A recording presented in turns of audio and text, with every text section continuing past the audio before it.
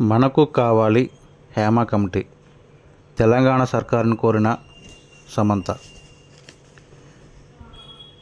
తెలుగు చిత్ర పరిశ్రమలో మహిళలకు సురక్షితమైన పని వాతావరణాన్ని నెలకొల్పడానికి వీలుగా జస్టిస్ కె హేమ కమిటీ తరహాలోనే సబ్ కమిటీని నియమించాలని నటి సమంత తెలంగాణ ప్రభుత్వాన్ని కోరారు.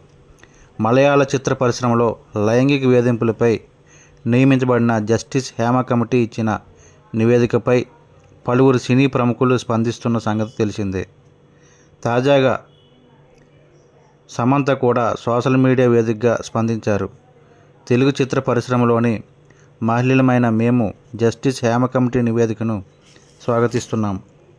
అలాగే దీనికి బాటలు వేసినటువంటి Kerala women in cinema connective WCC నిరంతర ప్రయత్నాలను అభినందిస్తున్నాం.